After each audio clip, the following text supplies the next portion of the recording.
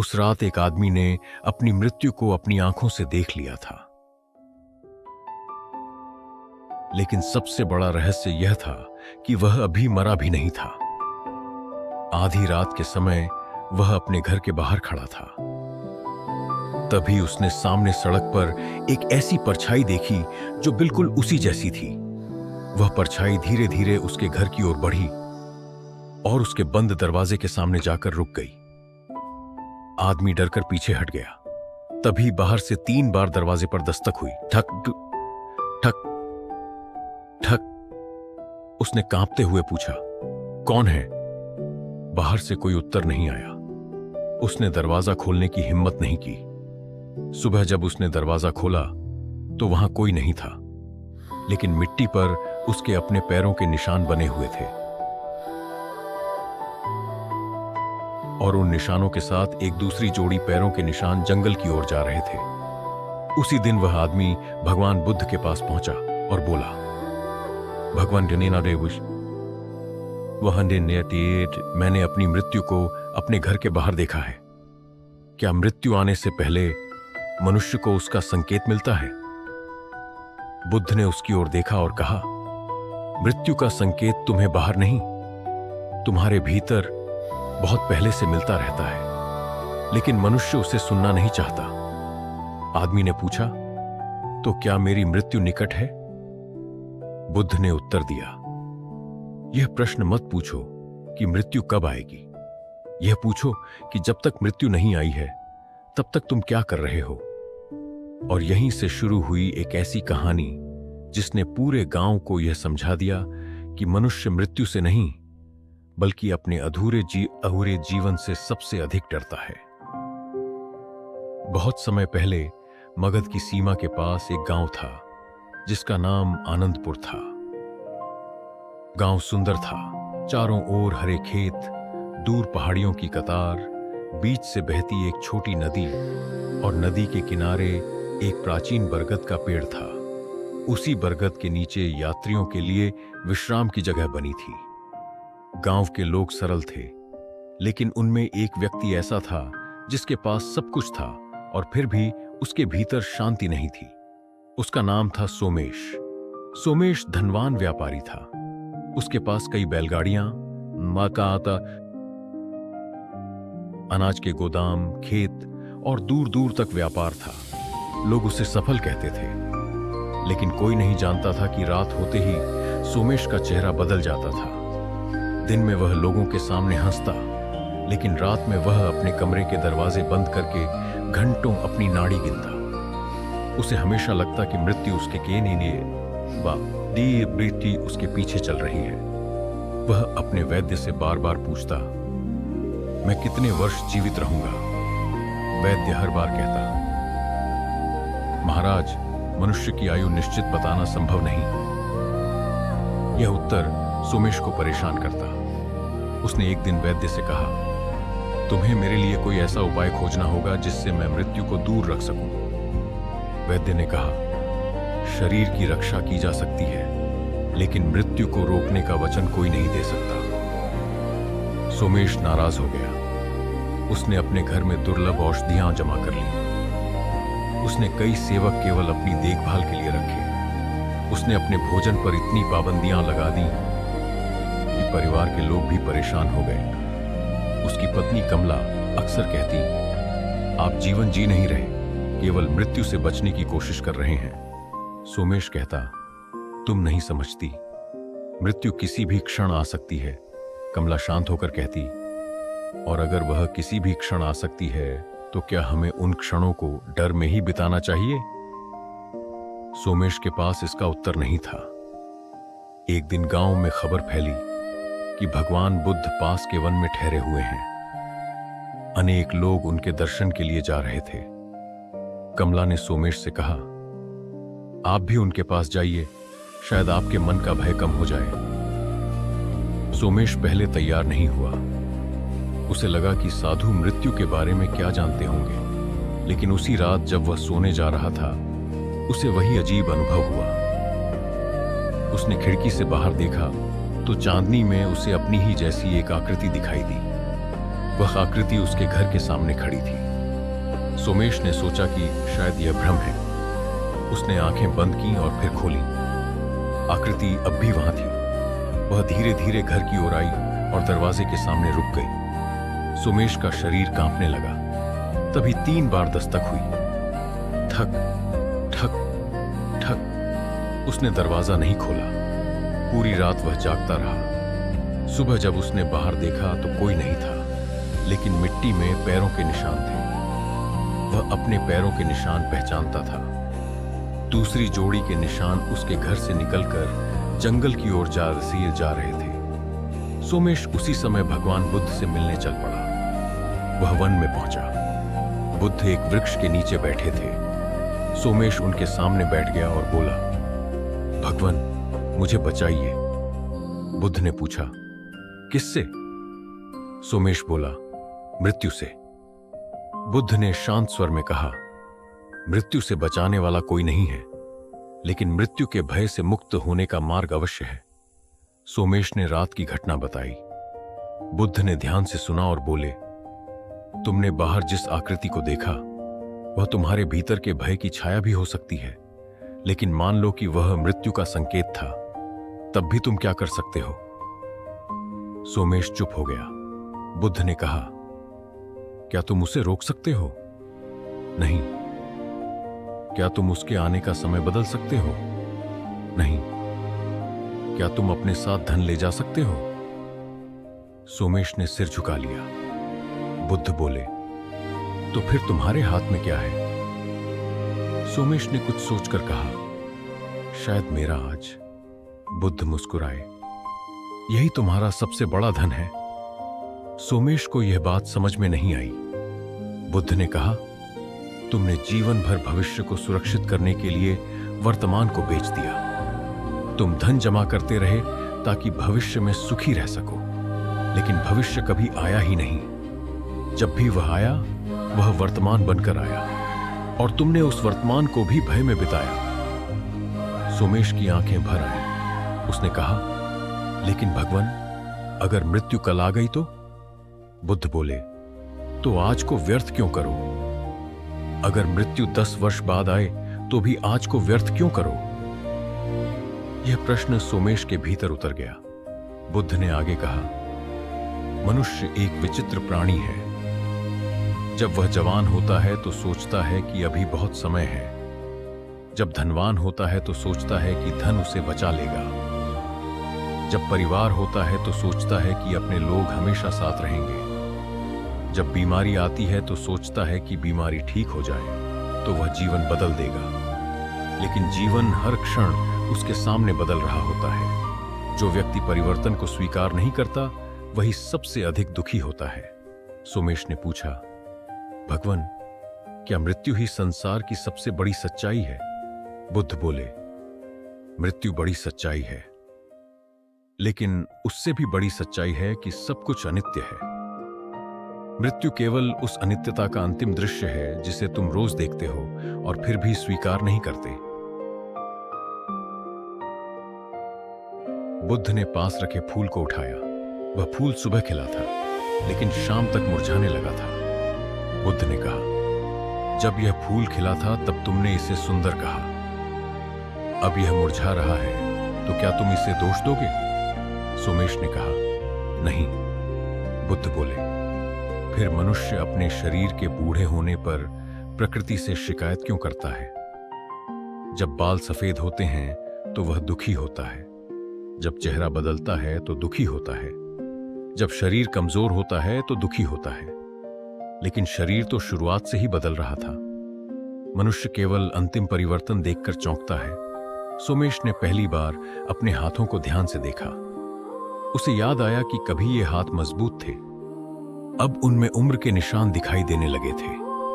बुद्ध ने कहा, तुम्हारा शरीर तुम्हारा स्थायी घर नहीं है।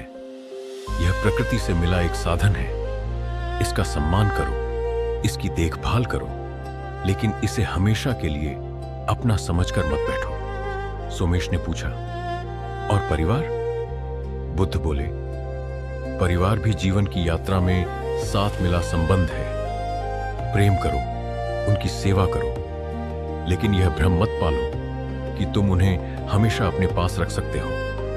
जो व्यक्ति इस सत्य को समझता है वह अपने प्रियजनों के साथ अधिक प्रेम से रहता है, क्योंकि वह जानता है कि कोई क्षण स्थायी नहीं। उस दिन सोमेश देर तक बुद्ध के पास बैठा रहा। जब वह वापस लौटने लगा तो बुद्ध ने कहा, आज घर जाकर अपने कमरे में रखी हर उस वस्तु को देखना जिसे तुम अपना समझते हो। फिर स्वयं से पूछना, अगर मैं कल न रहूं तो इनमें से कौन मेरे साथ जाएगा। सोमेश घर पहुंचा। उसने अपनी हवेली के बड़े दरवाजे को देखा। उसे याद आया कि इस घर को बनाने में उसे 20 वर्ष लगे थे। उसने अपने गोदाम देखे, वहां अनाज के ढेर थे। उसने सोने की थैलियां देखी। उसने अपने कपड़े, पेय, आभूषण और कीमती वस्तुएं देखी। फिर उसने खुद से पूछा, इनमें से क्या मेरे साथ जाएगा? कोई उत्तर नहीं आया। उसी रात वह अपनी पत्नी के पास गया। वर्षों बाद उसने उससे बिना किसी व्यापार, धन या बीमारी की बात किए पूछा, कमला, अगर मैं कल न रहूं तो क्या तुम मुझसे नाराज रहोगी? कमला ने उसकी ओर देखा और कहा, मैं तुम्हें खोने के दुख से टूट जाऊंगी, लेकिन उससे भी ज्यादा दुख इस बात का होगा कि तुमने अपने जीवन का इतना समय डर में बिताया। सोमेश रो पड़ा। उसने पहली बार अपनी पत्नी के सामने स्वीकार किया कि उसे मृत्यु से बहुत डर लगता है। कमला ने उसका हाथ पकड़ लिया। अगले दिन सोमेश ने अपने जीवन में बदलाव शुरू किया। उसने अपने गोदाम का कुछ अनाज गरीब परिवारों में बांटना शुरू किया। उसने अपने पुराने कर्मचारियों से अच्छे से बात की। उसने अपने बेटे को व्यापार का अर्थ समझाते हुए कहा, धन कमाना बुरा नहीं, लेकिन धन के कारण मनुष्य बनना मत भूलना। लेकिन सोमेश के भीतर का भय पूरी तरह समाप्त नहीं हुआ था। एक रात फिर उसे वही दस्तक सुनाई दी। ठक ठक ठक। इस बार वह कांपा नहीं, वह धीरे धीरे दरवाजे तक गया। उसने दरवाजा खोला। बाहर कोई नहीं था, केवल चांदनी थी और दूर पेड़ों के बीच हवा चल रही थी। उसने नीचे देखा। मिट्टी पर पैरों के निशान थे, लेकिन इस बार वे निशान जंगल की ओर नहीं जा रहे थे। वे उसके अपने घर के आंगन में घूमकर वापस उसी दरवाजे तक आए थे। सोमेश समझ नहीं पाया कि इसका अर्थ क्या है। अगले दिन वह फिर बुद्ध के पास गया। उसने यह बात बताई। बुद्ध कुछ देर मौन रहे और बोले, अब तुम समझने के करीब हो।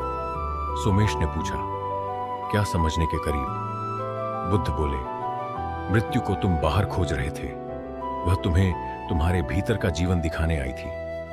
सोमेश ने पूछा, मैं समझा नहीं। बुद्ध ने कहा, तुम्हारा पुराना जीवन लोभ, भय, अहंकार और मोह धीरे धीरे समाप्त हो रहा है। कभी कभी मनुष्य का सबसे बड़ा परिवर्तन उसी समय शुरू होता है जब उसे अपनी मृत्यु का भय सबसे अधिक दिखाई देता है। सोमेश स्तब्ध रह गया। बुद्ध ने कहा, तुम मृत्यु से भाग रहे थे, लेकिन मृत्यु की स्मृति ने तुम्हें जीवन की ओर लौटा दिया। यह बात सुनकर सोमेश की आंखों से आंसू बहने लगे। उसने कहा, भगवान, क्या यही मृत्यु की शिक्षा है? बुद्ध बोले, हां, मृत्यु तुम्हें हर दिन यह कहती है, समय कम है, लेकिन मनुष्य उस आवाज को सुनना नहीं चाहता। वह कहता है, कल करूंगा, कल प्रेम करूंगा, कल क्षमा मांगूंगा, कल माता पिता के पास बैठूंगा, कल गरीब की सहायता करूंगा, कल अपने क्रोध को छोड़ूंगा। लेकिन मृत्यु का कोई वचन नहीं कि वह तुम्हें वह कल देगी। सोमेश ने उस दिन प्रण लिया कि वह अब कल के भरोसे नहीं जिएगा। उसने अपने जीवन का एक नियम बनाया, जिससे प्रेम करना है आज करेगा, जिसे क्षमा करना है आज करेगा, जो अच्छा काम करना है आज करेगा। धीरे धीरे गांव के लोगों ने भी उसमें परिवर्तन देखा। पहले जो आदमी हर समय अपनी संपत्ति की चिंता करता था, अब दूसरों की चिंता करने लगा था। पहले जो व्यक्ति मृत्यु की बात सुनकर कांप जाता था, अब किसी की मृत्यु पर लोगों को सांत्वना देता था। लेकिन एक दिन गांव में एक बहुत बड़ी परीक्षा सामने आई। भयंकर वर्षा के कारण नदी का पानी बढ़ गया। गांव के कई घरों में पानी भर गया। लोग अपने सामान बचाने में लग गए। उसी समय एक बच्चा तेज धारा में फंस गया। लोग डर रहे थे कि कोई पानी में उतरा तो स्वयं भी बह जाएगा। सोमेश कुछ क्षण नदी को देखता रहा। उसके भीतर पुराना भय जागा। अगर मैं मर गया तो? फिर उसे बुद्ध की बात याद आई। जब तक मृत्यु नहीं आई है तब तक तुम क्या कर रहे हो? सोमेश पानी में उतर गया। उसने बच्चे को पकड़ लिया और किसी तरह उसे किनारे ले आया। लोग उसे देखकर हैरान रह गए। उसका बेटा रोते हुए बोला, पिताजी, आपको अपनी जान की चिंता नहीं हुई? सोमेश मुस्कुराया और बोला, पहले होती थी। अब समझ आया है कि जीवन केवल अपनी सांस बचाने का नाम नहीं है। कभी कभी किसी और की सांस बचाने में ही अपने जीवन का अर्थ मिलता है। उस दिन सोमेश ने महसूस किया कि मृत्यु का भय कम होने पर मनुष्य अधिक साहसी बनता है। वह लापरवाह नहीं होता, बल्कि अधिक जागरूक होता है। वह जानता है कि समय सीमित है, इसलिए हर क्षण को अर्थपूर्ण बनाता है। कई वर्ष बीत गए। सोमेश बूढ़ा होने लगा। उसके बाल सफेद हो गए। शरीर पहले जैसा मजबूत नहीं रहा, लेकिन उसका चेहरा पहले से अधिक शांत था। एक दिन उसने नंदक को बुलाकर कहा, मैंने जीवन भर मृत्यु से बचने की कोशिश की। अब लगता है कि मृत्यु से बचना नहीं, उसे समझना चाहिए था। नंदक ने पूछा, क्या अब आपको मृत्यु से डर नहीं लगता? सोमेश ने कहा, डर कभी कभी आता है, लेकिन अब मैं उससे भागता नहीं। मैं उसे देखकर अपने जीवन को याद करता हूं। मैं पूछता हूं, क्या आज मैंने किसी को दुख दिया? क्या आज मैंने किसी की सहायता की? क्या आज मैंने प्रेम किया? अगर उत्तर हां है, तो मेरा दिन व्यर्थ नहीं गया। नंदक ने यह बात बुद्ध को बताई। बुद्ध ने कहा, अब सोमेश ने मृत्यु को नहीं, पियोटीनी जीवन को समझना शुरू किया है। कुछ समय बाद सोमेश गंभीर रूप से बीमार पड़ा। उसका परिवार उसके आसपास था। पहले वह बीमारी आते ही वैद्य और औषधियों के पीछे भागता था, लेकिन इस बार वह शांत था। उसने अपने बेटे से कहा, मेरे लिए अब कोई ऐसी दवा मत खोजो जो मुझे अमर बना दे। जो उपचार संभव है करो, लेकिन मृत्यु से युद्ध मत करो। बेटे की आंखों से आंसू निकल आए। सोमेश ने कहा, रो मत। जन्म के साथ मृत्यु का मार्ग शुरू हो जाता है। मुझे दुख इस बात का नहीं कि मेरा समय समाप्त तो हो रहा है। मुझे संतोष है कि मैंने अंत आने से पहले जीना सीख लिया। उसने अपनी पत्नी का हाथ पकड़ा और कहा, अगर मैंने कभी तुम्हें दुख दिया हो तो मुझे क्षमा करना। फिर उसने अपने बेटे से कहा, धन को अपना जीवन मत बनाना। धन का उपयोग करना, लेकिन उसे अपने ऊपर शासन मत करने देना। रात धीरे धीरे बीतती गई। बाहर वही बरगद का पेड़ हवा में झूम रहा था। सोमेश ने आंखें बंद की। उसके चेहरे पर भय नहीं था। उसने अंतिम बार कहा, अब मैं समझ गया। मृत्यु मेरा शत्रु नहीं थी, मेरा शत्रु मेरा भ्रम था। और उसकी सांसें शांत हो गईं। सुबह गांव में खबर फैल गई कि सोमेश नहीं रहा। लोग उसके अंतिम दर्शन के लिए आए। नंदक भी पहुंचा। उसने उसके शांत चेहरे को देखा और उसके मन में बुद्ध के शब्द गूंज उठे, जिस दिन मनुष्य मृत्यु को समझ लेता है, उसी दिन वह पहली बार सच में जीना शुरू करता है। उस दिन नंदक ने गांव के लोगों से कहा, हम सब मृत्यु की प्रतीक्षा कर रहे हैं, लेकिन हमें यह नहीं पता कि वह कब आएगी। इसलिए आज से हम मृत्यु का डर लेकर नहीं, जीवन की जिम्मेदारी लेकर जिएंगे। गांव के लोगों ने पहली बार मृत्यु को केवल शोक के रूप में नहीं, बल्कि जीवन की याद दिलाने वाले सत्य के रूप में देखा। उस दिन बरगद के नीचे एक छोटा सा दीपक जलाया गया। नंदक ने कहा, यह दीपक हमें याद दिलाएगा कि जीवन कितना लंबा है, यह हमारे हाथ में नहीं, लेकिन जब तक यह जल रहा है, यह कितना प्रकाश देगा, यह हमारे हाथ में है। और यही भगवान बुद्ध की शिक्षा का सार था। मृत्यु को रोकना मनुष्य के हाथ में नहीं, लेकिन मृत्यु आने से पहले अपने भीतर के अंधकार को मिटाना उसके हाथ में है।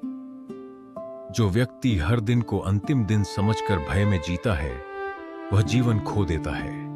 लेकिन जो व्यक्ति हर दिन को मूल्यवान समझकर करुणा, सत्य, प्रेम और जागरूकता से जीता है, वह मृत्यु के आने पर भी अधूरा नहीं रहता।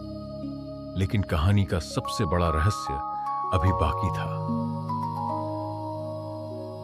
क्योंकि बुद्ध ने नंदक से एक दिन कहा था, तुमने मृत्यु को समझ लिया, लेकिन अब भी यह मत समझना कि तुमने जीवन को पूरी तरह समझ लिया है। मृत्यु शरीर को समाप्त करती है, लेकिन एक ऐसी चीज है जो शरीर के समाप्त होने के बाद भी मनुष्य को बांधे रखती है। वह क्या है? इच्छा, मोह या कर्म। और जब नंदक ने यह रहस्य जानने के लिए बुद्ध के सामने सिर झुकाया, तब बुद्ध ने जो अगली कहानी सुनाई, उसमें एक ऐसे व्यक्ति का जन्म, जीवन और मृत्यु जुड़ी थी, जिसने पिछले जीवन में किए एक छोटे से कर्म का परिणाम वर्षों बाद देखा था। और वही घटना नंदक को संसार की सबसे गहरी सच्चाई के सामने खड़ा करने वाली थी।